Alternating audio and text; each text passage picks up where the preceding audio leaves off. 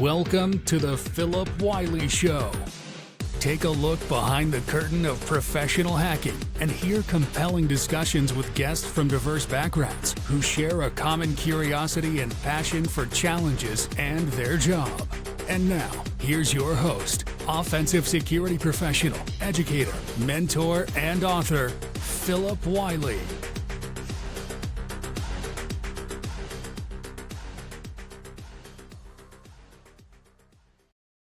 Hello and welcome to another episode of the Phillip Wylie Show. Today I'm very excited to have my friend Luke McOmie joining. If you're part of the hacker and cybersecurity community, you may know him as Pyro. Kind of thought about having him on because I guess I'm trying to think, was this the first time we met in person? Was at NolaCon last year? Yeah.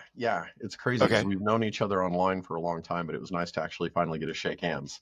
Yeah, same. And that's the nice thing about the conferences like NolaCon that are a little bit smaller, that it's easy to find people. So those kind of conferences, a lot of the people you want to see, they're easier to find than trying to find them at DEF CON. Absolutely. I've been telling people lately, it's like I had a couple of years there when the pandemic hit and I kind of pulled back from going to the really big conferences, right? RSA, Black Hat, DEF CON. It was the first time I'd missed a DEF CON in years and years and years. But I found a lot of value going to these smaller events. So we've been hitting like all the B-sides, all the DC different events that we can go to, the DEF CON group events. Overall, it's one of those things where I think there's an incredible amount of value in it. And I find that those smaller events, it's easier to build relationships and to meet people than it is sometimes with, 48,000 people in Vegas.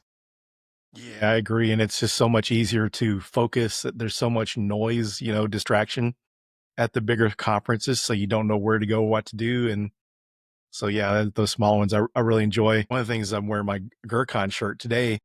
Good event. That I found out that, man, it's really amazing how many great conferences the Midwest has. Yeah. It's they just did the Wild West Hacking Fest here. The various B-sides that are around are great. I got to jump in at Columbus and Pittsburgh and Denver last year. Really had a good time at all those different events. But I think it's picking up. It seems like every single time I turn around, I see like a new call for papers or a new event that's spinning up. And I think our industry needs it, right? Yeah, especially in some of these smaller remote areas, people don't have the budget or don't have the opportunity to do the big events. So it's cool when there's something regional that they can drive to. Yeah, that's really nice because before in the past, the B-sides are good, but that's usually a lot of times the limitation. But to have these smaller hacker cons are pretty nice. And then as expensive as DEF CON's getting, I see that the badges are going up even more this year. Yeah, I'm happy I have my gold badge. Yeah, that's good. So how did you win your gold badge, by the way? 23 years of service as a DEF CON goon. You get Oh, a okay. gold Yeah, badge you deserve after it. you Yeah. retire after, I think you have to serve at least 10 years to get the gold badge. Wow. So yeah, I should have two. So Jeff, if you're watching this, I'd happily take another. Very cool. So yeah, before we get started too much further, as I kind of mentioned, if you wouldn't mind sharing your hacker origin story, kind of how you got started out. Sure. So I was one of those kids that was always in trouble. Big fish, small pond. I grew up in Lander, Wyoming, tiny little community, about 7,000 people, right on the edge of the Wind River Reservation. My mother and father were exceptional parents, still my favorite people on earth. My father was a cop, a firefighter, did all the public service type stuff. My mother was a bank teller. And as expensive and as challenging as it was back then, I remember them buying an AST 486 SX from Radio Shack. And it just kind of opened up my whole world. I'd got to play with Commodore 64 before that. I was recording, stuff out of Dr. Dobbs journals onto audio cassette tapes and could never make it work right when I'd play it back. But it really, the first time I had a computer in the house was that old 486 SX. And I started fooling around on it, trying to get it to run different things. Back then, BSD was really the big thing. And Slackware, I think it just dropped. I still remember installing one of the first revisions of Slackware and feeling like, it was a hell of a lot easier than BSD, it felt like. And now looking back at it, it's still incredibly difficult compared to what the kids are doing nowadays, where they don't have to build their own kernels or their own modules or anything like that. So it was a good introduction. But I ended up getting into some trouble for hacking the school district. They had an old Novell network. And I wrote a script that made it to where every single time a user would log in, it would go to the administrative directory and it would use the send command to send a message to everyone, so every single logged in user, that would say, I am God. Well, because these are old token ring networks and I put it in as part of the login script, I ended up DOSing my school district. I totally didn't mean to, but every single computer had this message flashing from every single time a user would turn on a system or log in. So got some unwanted attention at that point. That led to us creating Root Cellar Security Team, originally known as HACK, Hackers Against Corporate Culture. And we had about 12 people at the time that were doing a lot of really cool offensive security work.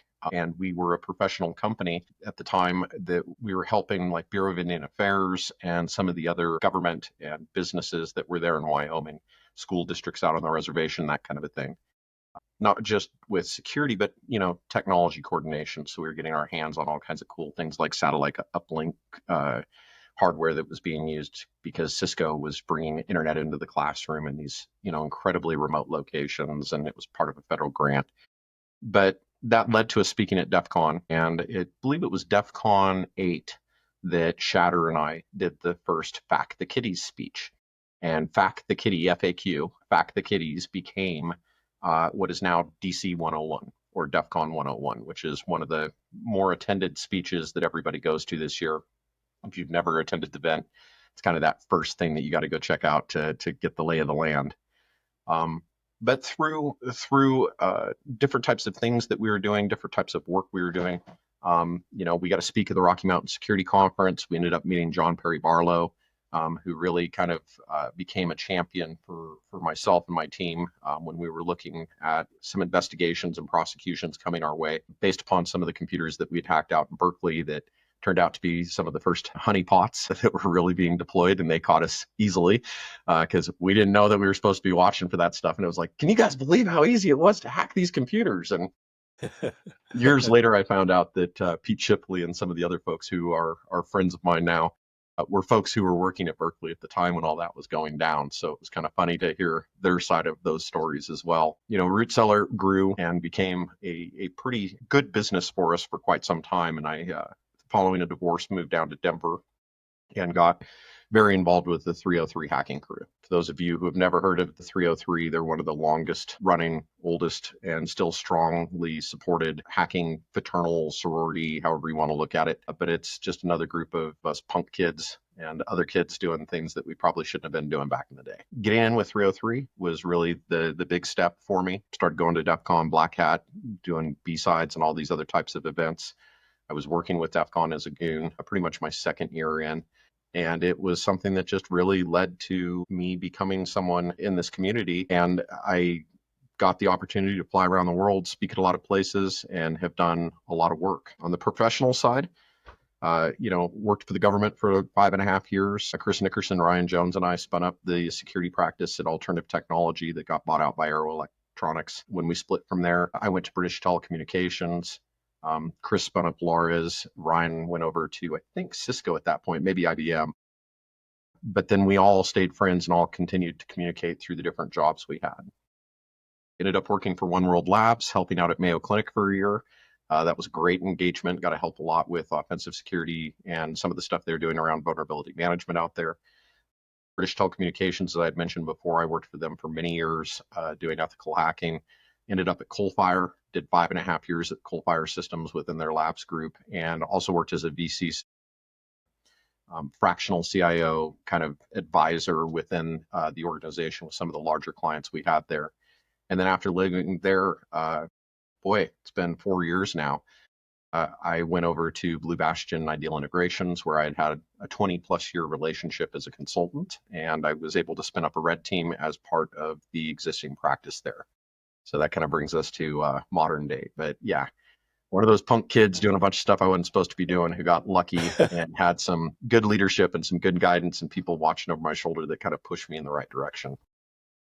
That's cool. I bet I'm sure you've seen some pretty cool stuff. So kind of makes me think one of the reasons I wanted to get you on is because I was watching and listening to the panel that you did at NolaCon with 80 and Mariana and some other folks, and y'all were talking about some of your red team stories. So I thought it'd be kind of interesting to hear some of your war stories. Yeah. It's there's the big ones and that we've done, got to do some really neat stuff with Federal Reserves and some of the largest casino groups in the world. Obviously tons of banks that we've got to break into. But it's funny when I think back to some of my favorite like truly favorite red teams over the years. Some of them are not the clients that you'd think. I had a company in Chicago. Got to be careful about how much I say, but the company in Chicago specializes in flooring and carpets. Put two and two together there probably and figure out who I'm talking about, but they're one of the larger flooring providers in our country.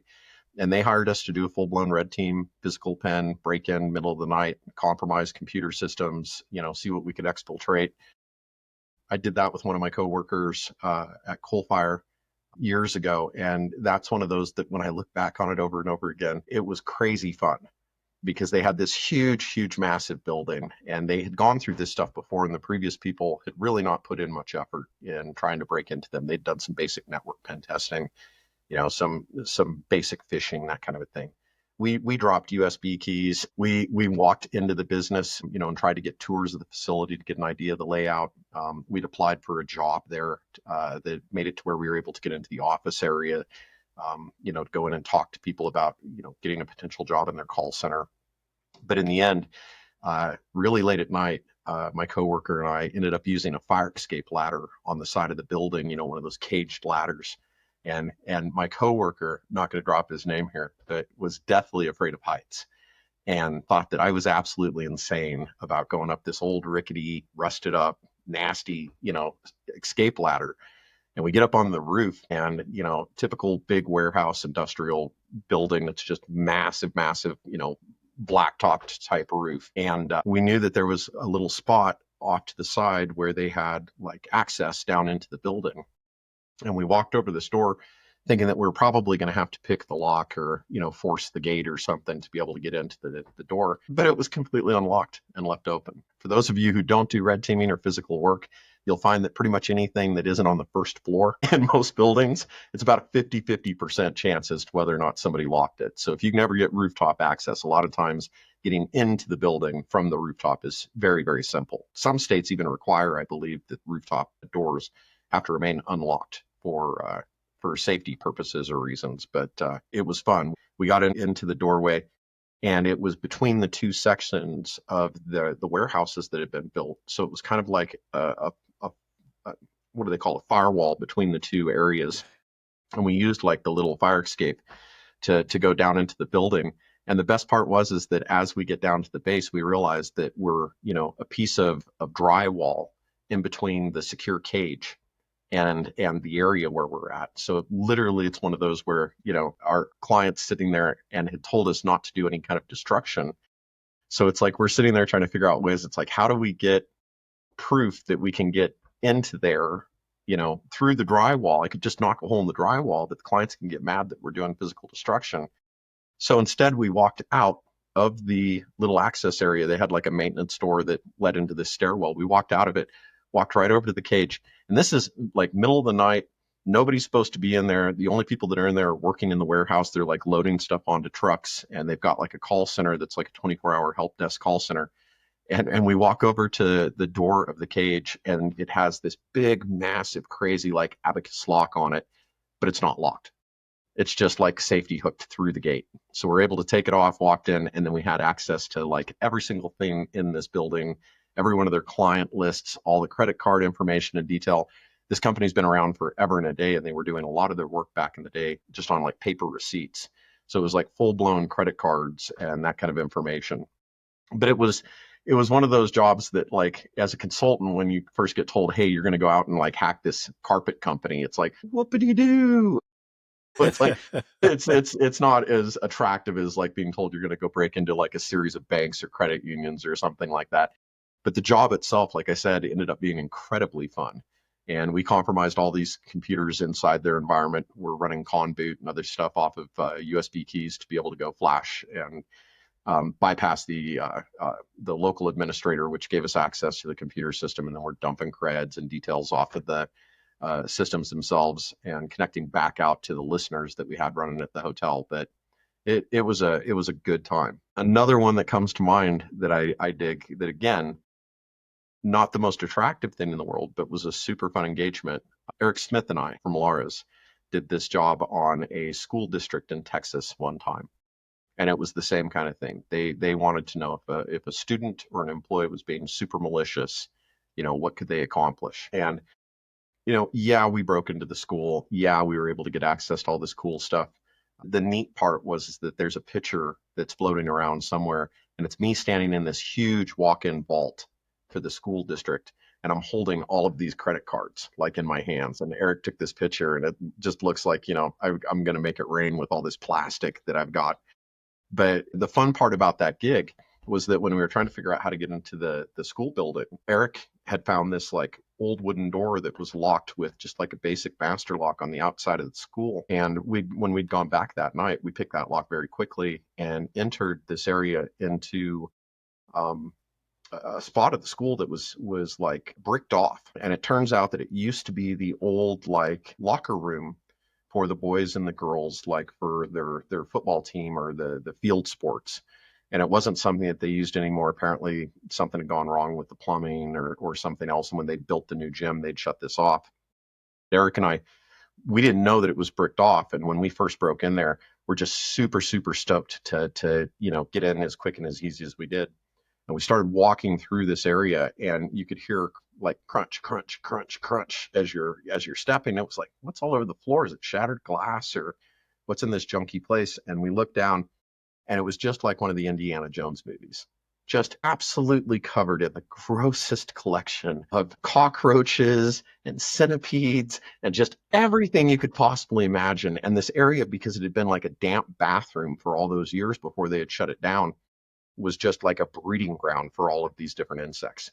Truly one of the creepiest like things I've ever had to like deal with on one of these engagements, because it was like stuff's falling in our hair and crawling down the back of your shirt, and it was just miserable. But definitely one of those that stands out in my mind as unique and a fun time doing this type of work. So what is one of the most scariest stories as far as, getting caught or almost getting caught? Yeah, interestingly enough, I've really only ever been caught twice in doing this work, where I had to like fully stop and present like a letter of authorization and explain who I was and why I was there. In both of the cases of me, quote unquote, getting caught, I actually didn't stop the engagement, because even though the person was asking me for a piece of paper, I still had a backpack full of data and material and information. So I kind of ran with it. The first one that I'd mention on that was over in Scotland. I'd gone over there to do work for RBS and for Sykes, the call center and like help desk company. They manage this stuff for all kinds of different groups. So they had me like in Canada, which is a whole other fun story, and in Scotland doing this work. And down in Tampa, I got to hack the beer can building, the great big, huge, round building in Tampa that says Sykes at the very top of it. That was a fun job to go break into. But the Scotland one was great because they had this, it was like their administrative offices, and it was, double secured door, man trapped, access card to get into the building, all kinds of crazy stuff. And I ended up going and sitting out in the parking lot and waiting until lunch was coming. People were coming back in from lunch, and I piggybacked in through like the man trap and just kind of talked my way, social engineered my way with the person that I was doing it with. And they seemed completely chill. I said I was from ADT. I had the t-shirt and I had like an ADT access badge, and it looked like I was there helping with their security. And immediately within getting into the building, I went up to the upper levels where they had like the conference room and their administrative or their executive level type floor. I walked up, I plugged in to the network in this conference room, started trying to sniff traffic, trying to grab creds and doing other types of things in the environment. And this lady came walking by, and she was head of the security for the building. She'd apparently been looking at me from the moment that I was approaching and the moment that I'd gone through the man trap, like piggybacking. They knew something was up. So she's yelling at me, and she's like, "Who are you? Why are you here in this building? Like, you need to stay where you are." And I'm like, my name is Luke McOmie. I'm here with ADT Security. Totally wasn't. And I'm here working on your guys' security system today. Is there, can I help you with anything? She goes, "I'm head of security. You are not from ADT. I know you're not here from this. They would have coordinated and talked to me before. Tell me who you are." And I'm like, I told you, I'm Luke McOmie. And she goes, "Well, come with me." And she grabs me, grabbed my laptop, I unplugged from the wall. She starts walking me down to the front desk. And at this point, I'm sitting there going, I have a letter of authorization in my pocket. But at this point, she still hasn't technically busted me, right? Like, so I'm sitting there and I've got a backpack full of laptops and sensitive files and data that I've stolen out of this business as I was walking through and popping file cabinets and doing all this other stuff before I got to the conference room. And she gets on the phone with police, and I'm like, oh, this is going to go well. So I'm looking out at my car sitting out in the parking lot, and I'm like, what's she going to do? So I get up and I walk out, I jump in my car, I start pulling out of the parking lot, and her security officer, the assistant, great big huge dude, like tries to jump out in front of my car.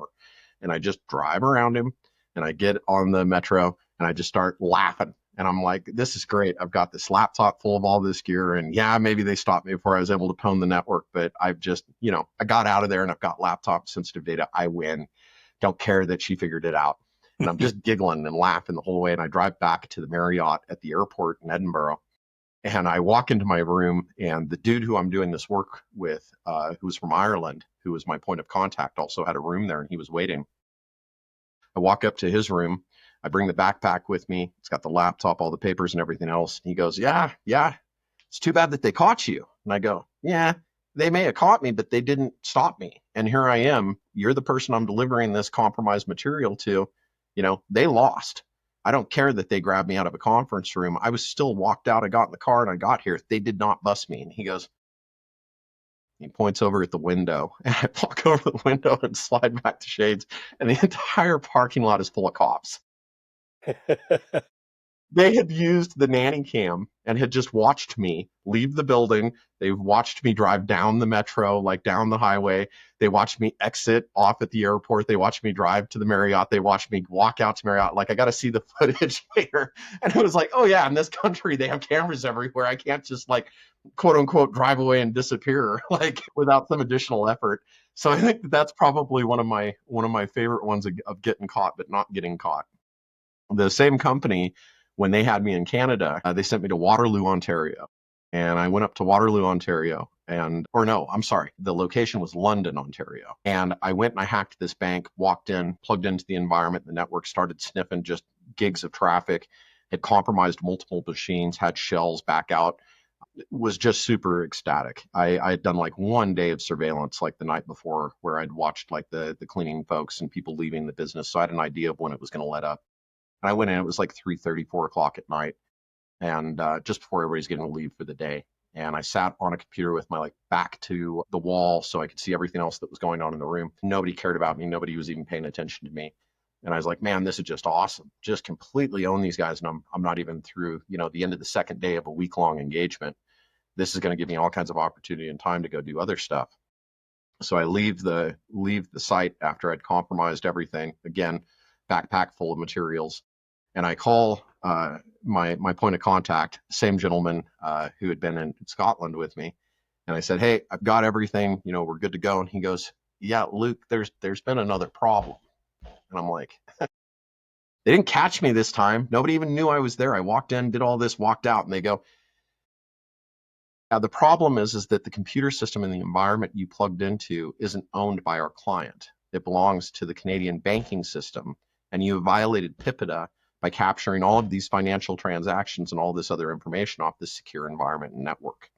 We are currently talking to the government and to the points of contact out there in London. This is a really big issue, Luke. And I go, what do you want me to do? And he goes, nothing right now. We really don't know what next steps are going to be on this. Just make yourself available. I go back to the hotel, and there are cops sitting out in front of the hotel. Whether they were for me or not, I still to this day don't know, but it freaked me out. So I call up my buddy and Dead Attic, and y'all might know him. He was one of the first DEF CON goons, and he was in Waterloo, Ontario. And I called up him and Neon Rain. They were dating together back then. And I was like, hey, you guys, I just did a job here in London. I've got cops after me. I'm afraid to go back to my hotel. I've got like my clothes, my shoes, everything else up there, but I've got all my gear and my tech. Can I come crash on your couch until I figure out if this is going to blow over or not? And Eli, of course, was like, yeah, come and stay. So I went and hung out with him, Desiree, a couple other people, did good dinner, had a good time, ended up spending like the next 2 days with them because I didn't want to drive back until I had to, And I leave Friday and I drive back and I go to the airport again, left everything at the hotel. I was like, it's a couple changes of clothes, a pair of shoes, all my hardware, all my gear's on me. Like, I'm not going to do this. Like, I'm not going to go get busted. I go to the airport, and as I go through security, no problem.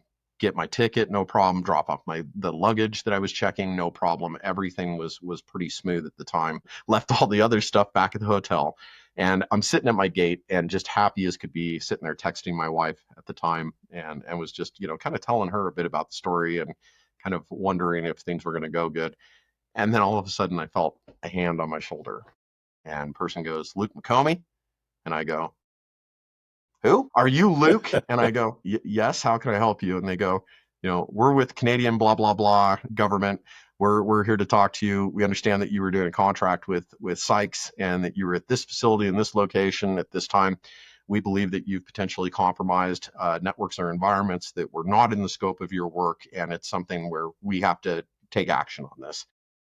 They pulled me into a small room. At the time, I was working for British Telecommunications out of London, England, for a US-based contract with Sykes out of Orlando. And I was in Canada after already having a bit of a head bump with law enforcement in Scotland just a couple of weeks before. So as you can imagine, the Canadian government at this point is not too happy with it. And when I had done my form coming into the country, it said, "Are you here for personal reasons or for business?" And I checked both. Because of course I meant to go hang out with my friends, Dedak and Neon, and I wanted to hang out with them. So I knew I was going to be doing personal stuff. So I just checked both. And apparently that raised some crazy flags with them. In the end, British Telecommunications and Sykes agreed to destroy the data and to wipe my laptop. So there was just no question about the material that I'd gotten access to, that I didn't have it, couldn't use it, any of that kind of a thing. And they wiped it, handed it back to me, and then I took a later flight home. Well, the worst part of this story is, or the best part, depending on how you want to look at it, is that when I got back to Denver, I'm walking across the jet bridge from Terminal A, and this is something you don't have to get on the train. It's got like this little walkover, and there's the little automated sidewalks and all that. And as I'm walking along, I keep hearing this click, click, click, click, click, click, click, and I'm like, "What the hell is that?" And I take off my backpack, and I'm like, "What is it?" And I lean over and I feel something, and I'm like, "Oh no." And I pull out a USB key, and it was persistent boot Kali USB key that I had used for the attacks. And it had all my PCAPs and all my dumps on it. So I'd gone through all of this harassment for having this data that I wasn't supposed to have, still was not supposed to have it, wasn't supposed to have it back in the US. So when I wrote the report, it had all the screenshots, all the work and everything else that I had done on that engagement. But I specifically censored and sanitized and then destroyed the data of anything that was related to the system that I wasn't supposed to be on, the system I wasn't supposed to be doing that stuff on that second day. And it was great because when the client got the report, the client's like, were you writing the report while you did the engagement? How were you able to get all these screenshots and everything? And we thought they destroyed your computer. And it was like, well, they did. But, a lot of this stuff was stuff that I'd captured already and had been working on it. So, that's how we were able to get it. But a little bit of a white lie there.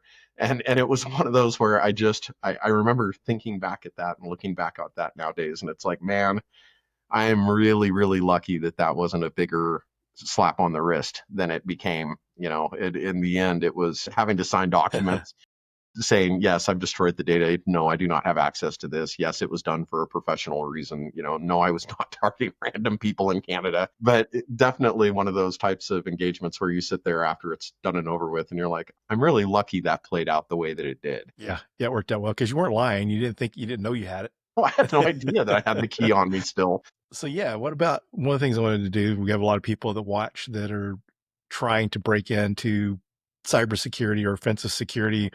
What are some tips for you for anyone that wants to get into red teaming and physical pen testing? Yeah. When I was starting in this, no one did it. We were one of the first commercial teams to really do red teaming, and it was incredibly difficult to do it. Essentially, we were a bunch of criminals that at that time had to convince people that we were going to come do criminal activities to them in a way to be able to help them, right? So, 30 years ago, it was a very different world than it is today. Today, I speak to various schools and groups as their classes are getting ready to graduate and as they're coming out into the industry. And one of the big things that I tell people nowadays is pursue the classes and the training. You've got really amazing training out there that's available to you now that none of us ever had. Red Team Alliance, for instance, Deviant Ollam, they do great stuff. Last year there was an event that some of my team went to. What was it called? Rock'em Sock'em Lock'em something. I can't even remember. They held the event in like a prison. Rockalaka Bang Bang. There it is. And that was my team came back and said that was a really great event to attend. Um, got into lock picking, forcing locks, bypass techniques, all kinds of really cool stuff. I also tell people that from a certification standpoint, the CRTO, Certified Red Team Operator, really great certification. Good breadth of different types of things that you need to know or things that you need to get into in order to do this work. But I find that, it's a lot easier for folks nowadays to be able to go to a conference and to take a class on lockpicking, or go to a class or go to a conference and pay for a class on doing physical security control evasion or bypass, right? This stuff just was never there. So I would say really lean in heavily to the industry and the courses and the classes that are available.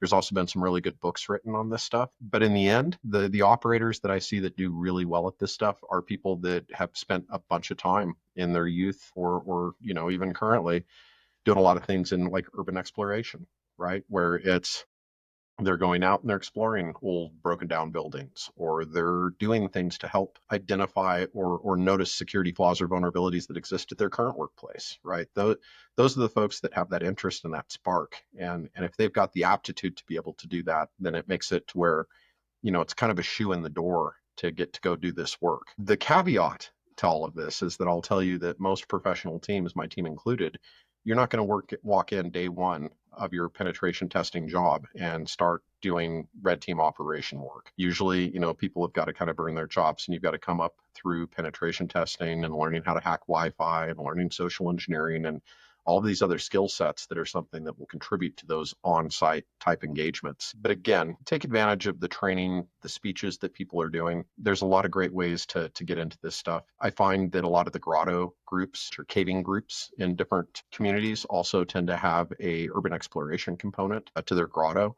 And it's also another great way to get permission to go explore some of these locations and buildings legitimately without having to worry about getting busted for breaking, entering, or trespassing. Very interesting. So yeah, it's kind of interesting to see how things have kind of evolved. Do you see as much of those type of red team operations and type of pen tests now? Because I know it seemed like PCI compliance kind of drove stuff to be less full scope.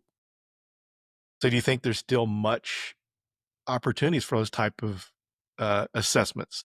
I do. We do a lot of them, especially with mature clients that are following a best practices approach, right? When these are the clients that when you talk to them, they'll say, yeah, we're doing SysV8, right? They're not locked into a NIST standard or ISO. They're taking a more broad approach to the controls or the different types of things that they're chasing from a compliance standpoint. Interesting enough, too, we have started to come across insurance underwriters that are requiring physical security testing of the building's controls, physical access, those types of things, even incident response or emergency response type things when they're doing their underwriting.